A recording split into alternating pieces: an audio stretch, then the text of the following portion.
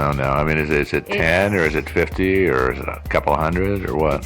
4 lines. 4 lines, okay. 4 lines of text. It's a really simple cipher. Yeah. I think the problem is that there's not enough of it. There's not enough of it. There's not enough of it to figure out what the key to the cipher is. So they don't know if it's a substitution or some crazy cipher. Sure. Yeah. You could probably figure out if a substitution cipher, a message, you probably could, but it's probably a one-time pad, which is why they can't break it. Yeah. So, and What is a one-time pad, Joe? oh yeah, the one-time pad. Yeah, for those of you who don't know what that is, it's like a one-time pad is when you either generate a sequence of random numbers, or you use like a book or a newspaper article, whatever, and assign numbers to all those, and then say you for every number in your message or every letter in your message is converted to a number. So A is 1, B is 2, and then if you're using, say, a book as a one-time pad, you convert that into the same kind of numbers, add those to your characters, and then if somebody else has that same pad to translate it with, then it's not a substitution cipher, because it is a substitution cipher, but it's not like you're substituting a letter for another letter consistently. Yeah, not A for B. Yeah, exactly. And so those are impossible to break, at least as far as I know. Maybe with modern supercomputers and and Google and everything like that, maybe you can. Yeah, but one-time pads are impossible to break. People as recently as 2012 have tried to decipher this, and it can't be done. And so it's a one-time pad. Obviously, the Ruby out of Omar Khayyam is probably not the key. Probably not. Yeah. Also, in the back of this book, there was a telephone number. It was an unlisted telephone number belonging to a nurse who lived like 400 meters north. 1,300 feet north of where the body was found. Okay. So, of course, the police go to investigate.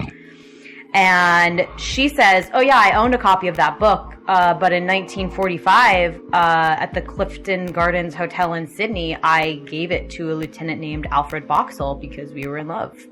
Weird. Okay. Why is an unlisted number of yours in the back of this? Okay, so maybe this is Alfred Boxall. It's one of those 3 things. She said that they were in love, but late 1948, a mystery man had asked her next door neighbor about her, and nobody really knows who that was. And that was just before this guy showed up. Obviously. So the mystery man, was that guy identified as being our dead body? No. Yeah. So they showed her a picture of him on the slab. It wasn't gruesome. You can find this picture online easily. It just looks like he's sleeping. And she said, no, I don't know who that person is. But according to the detective, she was completely taken aback to the point of giving the appearance that she was about to faint. She's lying, possibly. So they start thinking, all right, Boxall's the dead man. This is his copy. It all makes sense. That's why he's here. He was a lieutenant in the army. He's probably doing something kind of clandestine until Boxall shows up. Just out of the blue? No, he's working maintenance in the Randwick Bus Depot, which is, I think, not even in Australia. I don't think so. So he showed up, or they tracked him down? They tracked him down. Yeah. And he still has his copy. Oh! The Rubaiyat. The plot thickens, okay. The plot thickens. He still has his copy. And it's the same edition, obviously. And the last page is, obviously, still there. Okay. But she had handwritten a verse out. It was verse 70 on the front cover. It was the same thing. What's with these people who do stuff like that? It's a good It's an extremely rare, probably valuable copy of this edition of this book, and you just write all over it, you know? Yeah, I mean, right? Well, is that a smart thing to do? No, it was beautiful, the verse that she wrote. But why would you deface a book like that? Librarians everywhere are cringing right now. Yeah, sorry for our librarian audience. I'm sure there's millions of you out there. So in March of 2009, a team led by a professor decided that they would crack the code by testing the body for DNA. Oh, yeah, that makes sense. Right? Yeah. Except for that none of the DNA of his body survived. Oh, They really? buried him. They actually exhumed the body. They exhumed the body, and it was just, Yeah. he'd been buried and So decomposing, and it was Oh, just they not- embalmed him, didn't they? Yeah. Yeah. Oh, Yeah, it makes it Because hard. that's what they do. You would think they'd be able to find a little DNA somewhere. You but, would think that, you would but think. they apparently couldn't. But they were going to use DNA to identify who he was. Yes. Yeah. They were going to try, at least. Yeah, Not that yeah. there were DNA records then, but they could maybe trace it to someone who is living now, or, whatever. Additionally, this same investigative team said that police had found that the packet of cigarettes that he had a different brand of cigarettes inside of the pack. And the police had originally said, oh, well, this is a common army thing. You buy the one pack of expensive ones, and then you buy a bunch of cheap ones, and you just keep filling your expensive box with your cheap cigarettes, so it looks like you're smoking more expensive cigarettes. Oh, yeah, yeah. Except for that the cigarettes that were in his box were more expensive than the box Ew. cigarettes. Yeah. So they thought maybe there had been some poison administered that way. Although, again, they never found any poison in his system. Okay. It was 1948, obviously. Techniques There's not as potential, refined as we have today. And there's the potential that they just missed it. And then in 2011, a woman contacted some really sad cold case detective who's still assigned to this case because it's never been closed, and said that she found an identification card of an H.C. Reynolds that she had found in her father's possession. It was a document from the year in World War I, and they compared the photograph to the man who died, and it was almost identical. They said it was a very good match. They shared a few unique identifiers within their face, and then their ears were the same. So the ID... Their ears? Their ears. He had if you look closely at these pictures, he had a genetic defect in that it made part of his ear larger than other parts of his ear. Okay. Not like a normal ear, which is a genetic mutation found in 2% of the population or something like that. Okay. It's incredibly uncommon. Okay. So that, along with the fact that his face looked alike, and Okay, that makes more sense. I got it. Okay. no, just random his ears. Might be a great way to find relatives of his. They thought that. Yeah. Yeah. So they said, oh, okay, so this is probably this guy. The ID card was issued on February 28th, 1918 to H.C. Reynolds. It gave his nationality as British and his age as 18. They did searches in the U.S. National Archives, the U.K. National Archives, and the Australian War Memorial Research Centre, and they have failed to come up with any actual records of an H.C. Reynolds. So it's fake name or fake ID or... They're not sure. Okay. But it is this man's ID. So he looks... I mean, he died... This story, he died in 48, right? Mm-hmm. And the ID was issued in 1918, did you say? So it's 30 years later. Uh-huh. He could have been in the picture. It's hard to tell. Yeah, I mean, So- it's all He's black and white dead. photos. It's all black so- and white. It's kind of bad quality. He could have been of that age. He also could have lied about his age to get into the military. Although he was obviously lying about other things too, given that there's no record of him ever existing prior to this. 1980. What else did he lie Yeah. about? Everything. Yeah, lots. So again, So the case is still open. So again, that ID was issued in 1918 by the Brits, and they By the United States. okay, but he was a British nationality, and He what said document? it was one of those IDs they gave out during World War One when people who lived other places would come and say, I want to fight for the USA, and they would be like, okay, great, here's your ID. Okay, so in other words, it was never documented that he was actually a Brit. No. I mean, Okay. you kind of assume that they would have done some research into that, but records Maybe weren't not. then. Yeah, It was yeah. the time of war and things Yeah. were kind of Things were slipshod. kind of, yeah. So okay, So that's all so I the know. guy gets in. So, but where was this ID issued? The U.S. In the U.S. Yep. So he shows up at our doorstep and we give him an ID. Okay, sound like today. No. It's kind of similar, but So how do we know that the stuff that he wrote in the on the page that they found in his pocket, it was just in his pants pocket, right? The last page of the book was in his pants pocket. Okay. He had written the cipher in the back of this book. Okay. So okay. ostensibly what happened is he had a copy of this book. He wrote his cipher out, tore out the last page, and threw it into the guy's car. I assume the guys just left left his window open. Something, yeah. Something, because he didn't know it wasn't his copy. So, yeah, obviously- Found it in the back of his car. Obviously, he threw his coded message in the back of the wrong car. I guess. I guess. And how do we know that it's a cipher and not just gibberish that somebody wrote down? There's been a lot of analysis about it by like real live code breakers. Mm-hmm. People have spent a lot of time Okay. decoding it, and there are patterns, but not enough patterns to establish what letter it might be. There's repetition that's indicative of it being English words. Okay. So it's based on the English language. It's in based some on. way. They're assuming it's based on English. It may not be. It could. It is entirely possible that he was just like a Russian who was like bored and deranged, and wrote just random gibberish down. Mm-hmm. But Entirely possible. You just think, I'm gonna mess with somebody's head. I'm gonna write this coded message and put it in the back of somebody's car, and then we'll have this eternal mystery about it. yeah, and then I'll die. Yeah. I don't think he planned on that I part. don't think he did either. Yeah. No.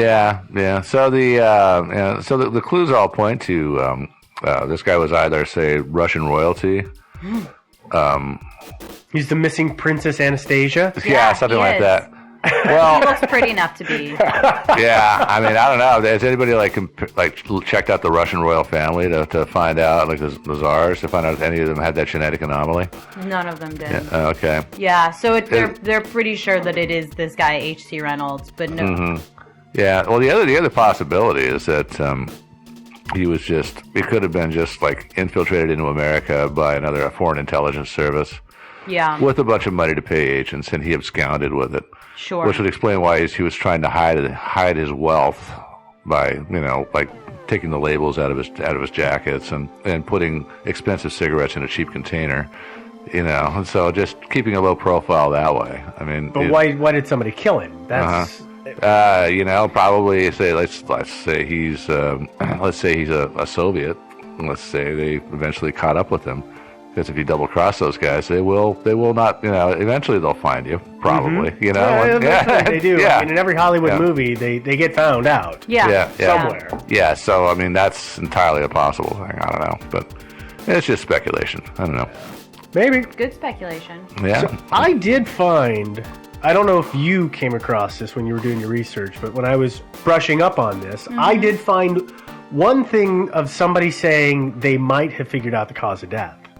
I don't know if you'd ever come across that. I have not ever come across that. Okay, so I did find, let's see, this is, in 1994 this came out. Guy by the name of John Phillips, who is the chairman of the Victorian Institute of Forensic Medicine, and he is saying that based on the details, it's likely that he died of digitalis. Oh. Digitalis is known for engorging the organs prior to death. The digitalis, you're talking about the plant, right? Right, it's a member of the foxglove family, so it's a poison that people used to use as kind of an herbal remedy. They didn't know how it was supposed to be used, so they'd use it for heart issues or epilepsy or stuff like that, but they didn't understand the dosage, so they would typically end up killing people unintentionally. And does it enlarge the spleen? It enlarges all of the organs. So, but then the question is, why was only his spleen? Because your spleen is not the most sensitive of your organs. True. Why was his spleen the only one that was enlarged? So his spleen was the only. His spleen was thought 3 I'd seen times something that said that enlarged. more than just his spleen was No, enlarged. he had congestion of the heart and brain. Okay. But that's not that's not. No, that's not an engorgement Sure. or enlargement at all. So well conditioned is, but I don't know. I mean, this is just something I came across and I found interesting. Now It's very interesting. it's 50 years later. Yeah. And some guy is saying, well, I just looked at the autopsy report and this is what I see. So who knows? Sure. It could have been just somebody, surprise attacked him in an interview and Right. he threw out, here's the answer to the Talman Shrewd. I mean, Yeah, and I guess you assume that in a time when a lot of people are dying from an overdose of a thing, you as a Coroner? coroner, Yeah. you might know what that looks like generally. you would think. You would think, maybe not. So anyway. Oh, by the way, when they found the body, how long had he been dead? Just a couple. I think he died. They said he died in the middle of the night. They found him at 6:30 in the morning. Yeah. So the question is, the coded message, the book, why? So it seems to me that if he was taking a message somewhere to drop it off, there was somebody, and but discovered he was being followed. He probably wanted to ditch that message. Sure. So the nearest car with an open window, he dropped it in. Yeah, well, I mean, that's typical spy behavior. Yeah. Is get rid of all incriminating evidence. Yeah. So the other kind of interesting thing about this is that there are two cases that people talk about them maybe being linked. Really? Yes. Because this seems like a weird one-off. yeah. It does, So doesn't you're it? saying there are two other cases? Yes. Alright. So the Because there's first so one, few details. the first one is the Marshall case that happened in June 1945, Okay. where a 34-year-old Singapore man, they knew he wasn't a mystery man. His name was Joseph Saul Haim Marshall, was found dead. Wait, how many names did he have? A lot. Okay. Joseph Saul Haim Marshall. Okay. He was found dead in Ashton Park in Sydney with an open copy of the Rubaiyat on his chest. Really? The same edition? Same edition. Found dead? Death was believed to be a suicide by poisoning. His was it was the edition right before edition that was involved in this case, but No pages missing? no pages missing or anything like that. But he died of poisoning. Did they say what he died of? He said he committed suicide, but what did he use? Did it say? They thought that it was self-inflicted, but they didn't say Okay. what. I'm guessing that one doesn't get as much notoriety. It doesn't. Yeah, and what year did this happen? 1945. Ah. An inquest was held. Gwyneth Dorothy Graham testified at this inquest that they had. And why did she testify? She was a witness. I'm not sure. There's not Okay. really details on that. But she testified and was found dead 13 days later, face down, naked, in a bath with her wrists slit. Do they think that was suicide, or do we know? They think it's suicide, like they think his death was a suicide. Okay. In that Like, in other words, it was KGB. you say it's Yeah. a suicide, right? Until you figure out what really happened and then change the story. But if maybe you never not. figure it out. Okay. Sure. So then the next one happened in June again, but this one in 1949, where the body of a 2-year-old Clive was found in a sack in some sandhills about 12 miles down the coast from where they found the H.C. Reynolds. For purposes, we're just going to call him H.C. Reynolds, the guy from the first case. Okay. Very, very close. Lying next to him was his unconscious father. The father was taken to the hospital and was treated for exposure, and then they transferred him to a mental hospital. So he went crazy? I think so. Okay. Yeah, because, his son died while he was right next to him in a bag or something. Had they been, out and about that day? They've been missing for 4 days. Okay. They never were able to tell what killed Clive. This is another mystery death. They said it wasn't natural causes, but they don't know what killed him. Okay. The contents of his stomach were sent to the government for analysis, but never came back with anything solid, similar to HC. The mother said that she was threatened by a masked man a couple days before her son died. She said, quote, "The car stopped and a man with khaki kerchief over his face told her to keep away from the police or else." Additionally, a similar looking man had recently been seen lurking around the house. So somebody was stalking them while while the other two were missing. Yep. But we don't know who they were. Nope. Weird. So what would be the tie-in to H.C. Reynolds exactly? Well, they were found very close to where he was found. Yeah. In very weird circumstances surrounding their death. That is weird, but they weren't that close. I mean, they were miles rather than feet away, right? 12 miles, yeah. Yeah, okay. But, Yeah, on the coast of Sydney, or the coast of Australia. yeah. So, Not that many weird things happen. Yeah. Except in this one little area. for this one tiny little area. So, Or anything else that he had left around? they found a brown suitcase. Okay. It had been left in the railway station. It had been checked into the station coat room. They do that sometimes. You come in on a train, you do a little layover. Yeah. So how did they find it? That would be an interesting story in and of itself. They found it like a month later. So it had just been there for a month. So they decided to report it to the police because that's what you do after a month. Nobody's come back for it. And it had been checked on November 30th, which was 2 days before. 2 days? How many days are in November? 30. 30. Yeah. 1 day before. Okay. All right. So I assume they completely went through everything with all the tags missing from all the clothes. They were. Yeah. Yeah. They found a red checked dressing gown, that was size 7, red felt slippers, 30 copies of the Ruby Out of Omar Khayyam.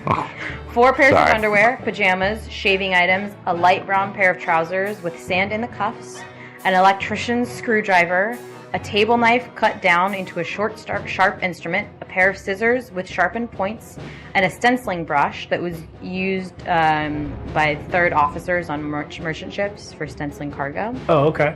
Also in the suitcase was a thread card of Barber brand orange waxed thread of an unusual type, not available in Australia, that had been the same kind that was used to repair the lining of his secret pocket. His secret pocket. The secret pocket of his pants, they found the little piece of paper in. Oh, okay. So it was used on his pants. Then, again, all of the identification marks had been removed from the clothing, except for they did find the name T. Keen on a tie, and Keen on a laundry bag, and Keen on a singlet, along with some dry cleaning marks. So the name that was found on the card that they think links him isn't the same name that was on all the some of the clothes that they found. Yes, they think that the clothes with the tags left on had been left on purpose to be misleading. Oh. Because they knew that Keen was not the dead man's name, somehow. He's a sneaky spy. Sneaky spy. I think he might be a spy. That could be. Very, very weird. That kind of fits with my theory, though, that the guy was a spy who absconded with a bunch of funds. Is there anything that they can still use today to analyze? I mean, any of, his clothes or the briefcase or any of that? I mean, can't that all be taken out of cold storage and gone over with modern forensics? What would you gain from that? Well, they might find that piece of DNA or something that they couldn't see before when they just searched through it, imaging technology or anything like that.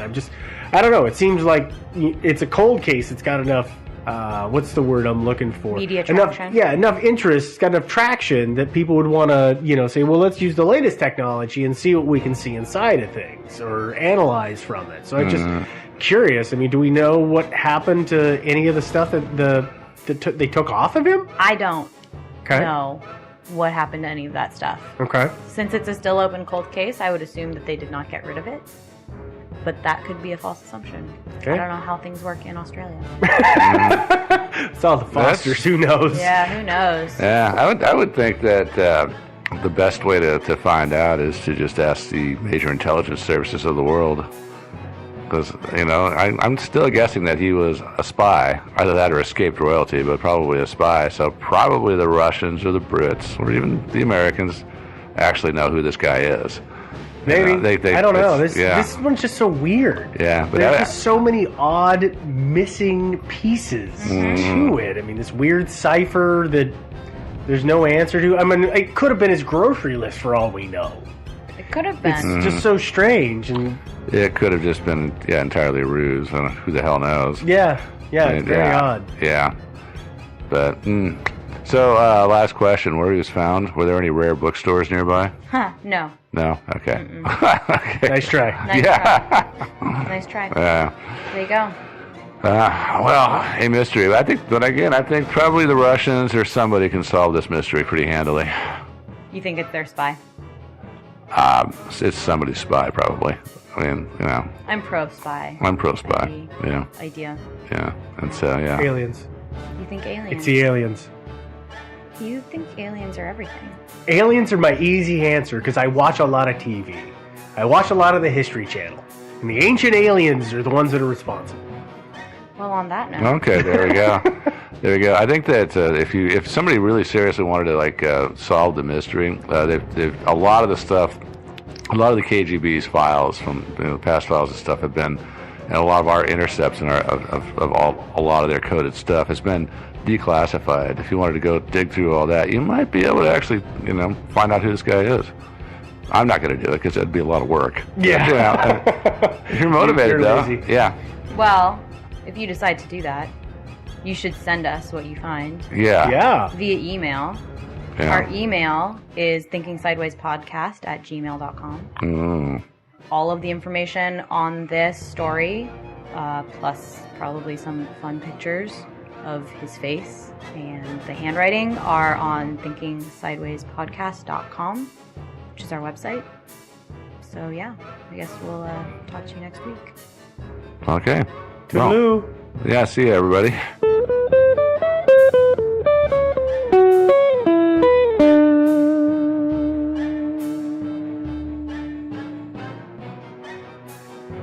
Thinking Sideways is not brought to you by the Illuminati, maybe. Instead, it's supported by the generous donations of our listeners on Patreon. Visit patreon.com/thinkingsideways to learn more. And thanks. Thinking Sideways. I don't understand. Does not compute.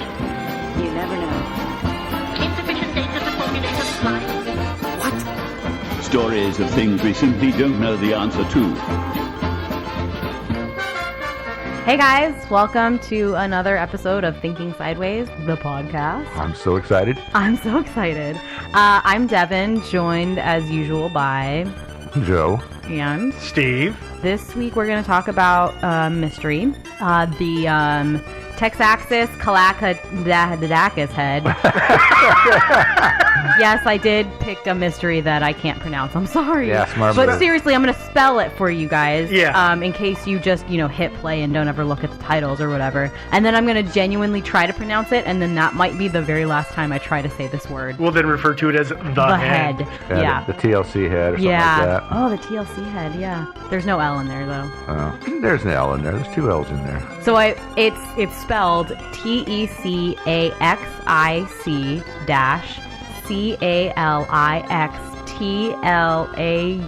TEXIC-CALIXTLAUACA. So I think it's Pennsylvania. Yeah. Texax Calaxtlahuaca. I think. Texaxtlahuaca. Perfect. Yeah, sounds great. Well done. Thanks. Yeah. Spot on. I think my A's are a little too hard, but that's pretty good for me. The short summary of this mystery is that in the 30s, some guys found a terracotta head in a grave, and it had no business being in that grave. Well, yeah. You're really overselling this one. No, it's kind of cool. I don't know. No, I should have said you're underselling this one. Yeah. But Yeah. I mean, I got that that is backwards. genuinely, that's the short summary of this. Yeah. Is that like some guys found a terracotta head in it's an out-of-place artifact, you guys. Yeah, it Congratulations. We're Yeah. doing an out-of-place artifact episode. And this has actually been the subject of a lot of scholarly disputes. It has, mostly in German. Yeah. So that's been really fun. One of the things about this head that's really puzzling to me, it was found 83 years ago. And yet, it's been around all that time, and it's been discussed so much, and there's only two actual freaking photographs of Right? it in the whole world. And none for scale. Exactly. Nobody thought to put a ruler in there so you Or can tell how coin. big the thing is. Yeah, or beer can. Yeah, you know? I mean, anything. A hand even would be Yeah. helpful. Yeah, I it- was Right. I was very angry about that. Yeah. Yeah, it was. My text messages reflected it. Yes. Yeah, I Yeah. mean, it's like it almost at first it looks like there might be four pictures of it, but actually there's one picture that's been reversed. So yeah, there's two freaking pictures. Mm-hmm. Yeah. Yeah. So let's talk a little more in detail about this head. Okay. In 1933, a team of archaeologists led by Jose Garcia Payon, I believe is how you say his name, Close enough. found a pre-Columbian / pre-Hispanic, depending on which term you'd prefer to use, grave site in the Toluca Valley, which is about 40 miles out of current Mexico City, Mexico. The settlement was called Calixtlahuaca, which translates generally to like house on the prairie. And that settlement was a pre-Columbian, post-classic era Mesoamerican settlement. And of course, Lots of big words there. And our Not listeners, of that course, little all- house on the prairie. No, No. different. No, obviously they ripped off the Not whole Laura Ingalls concept, Wilder. but- Yeah. Yeah, but pre-Columbian, for those of you who don't know what that means, that's prior to Columbus arriving. Yes. I know 90% of you probably know that or Yeah. maybe more. Oh yeah. No, but thank you for specifying that. Yeah. I have dates, but for like other stuff, not for pre-Columbian. And you know, Columbus sailed the ocean blue in 1492. Thank you. So for us dummies, the